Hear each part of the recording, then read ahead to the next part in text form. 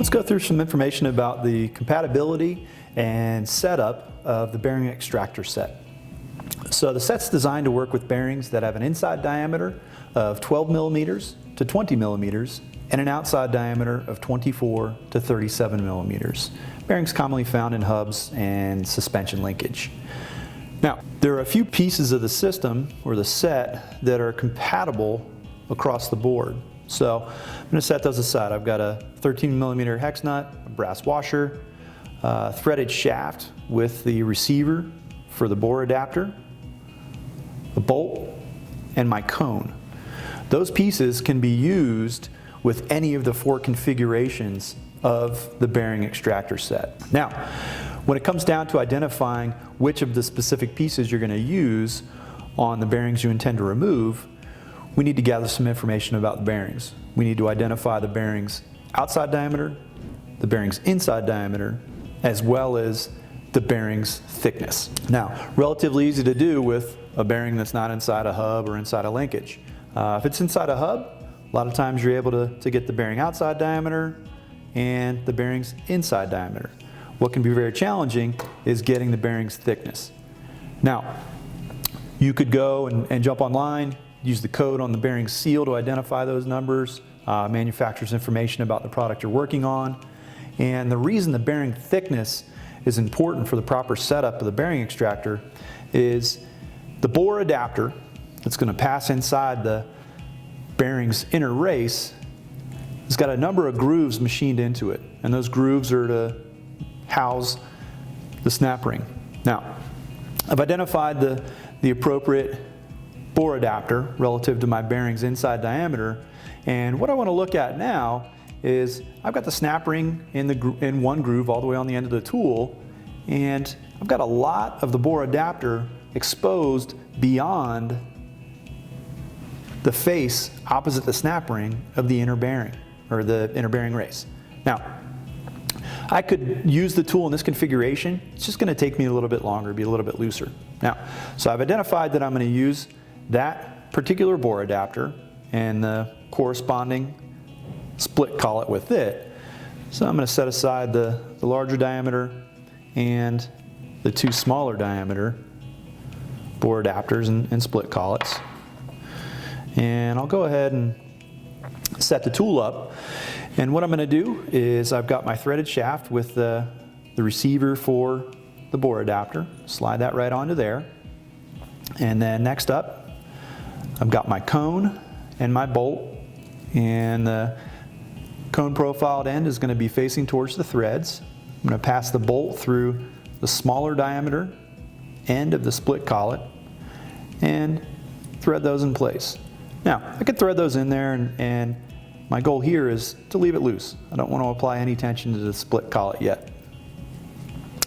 Now, mentioned my bearing and what I've got. I can see here still that I've got a lot of the bore adapter exposed on the side opposite the snap ring. So I think what I'm going to do is I'm going to move my snap ring 1 groove closer to the split collet and the cone.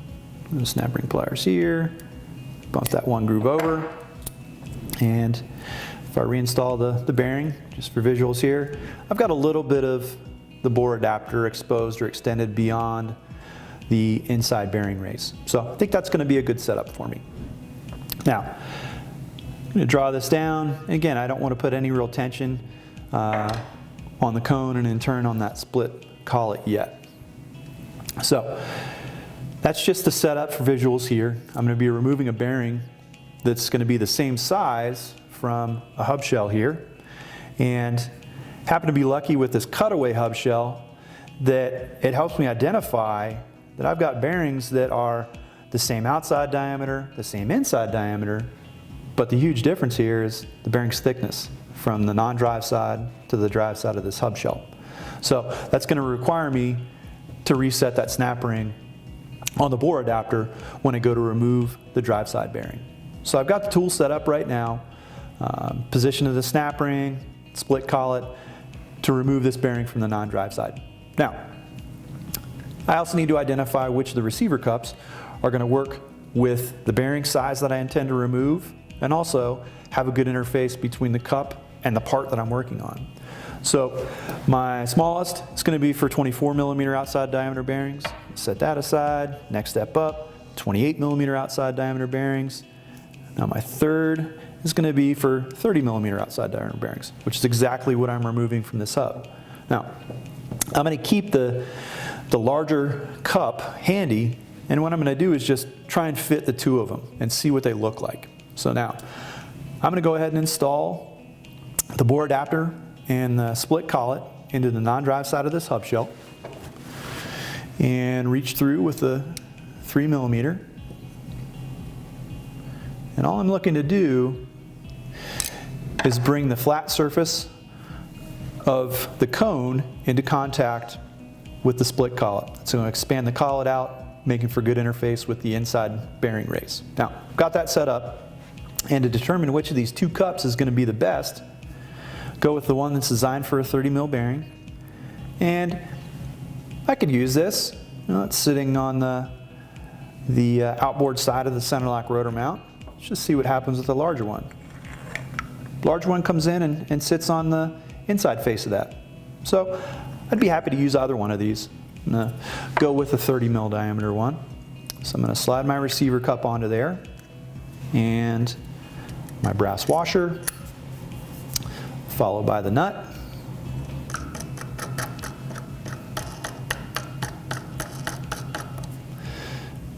I want to get that to just use my finger to draw any slack out of the setup. Now, when I'm going to extract the bearing, I want to utilize the nut by rotating it clockwise. To do that and have it be efficient, I'm going to pop a 3 millimeter into the end of the threaded shaft, set it down against the workbench, and that will allow me to use my 13 millimeter open end wrench here to draw the bearing out of the non-drive side of this hub shell.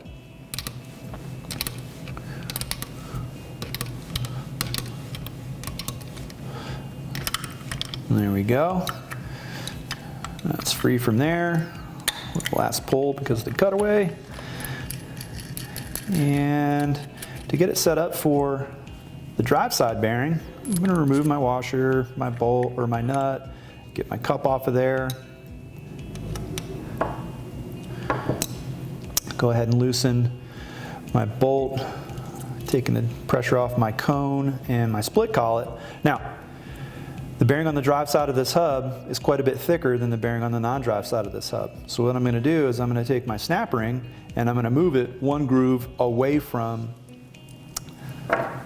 the split collet and the cone. Over here, set in place. Now, this is easy to see here because I've got a nice cutaway, and I can identify and expose the inside.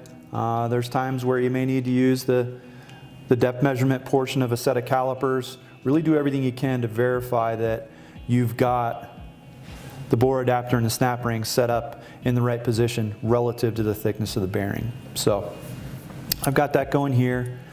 I'm going to pass my split collet and bore adapter inside the bearing and just bring my cone flush up against my split collet, extends that out, and I've got my cup. Cup sits nicely inside the hub shell there. Bring the nut down there.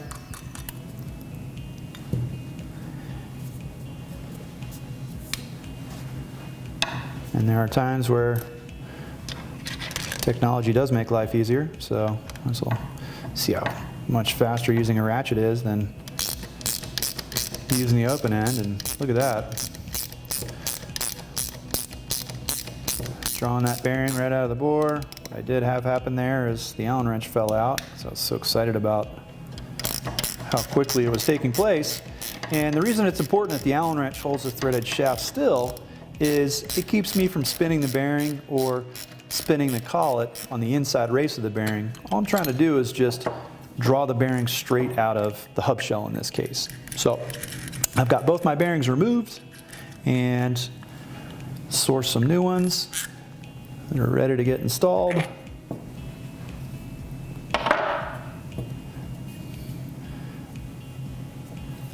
This piece is to take the tension off of that cone and split collet. Slide my drive side bearing off of the tool, and it's a full run through on the bearing extractor set.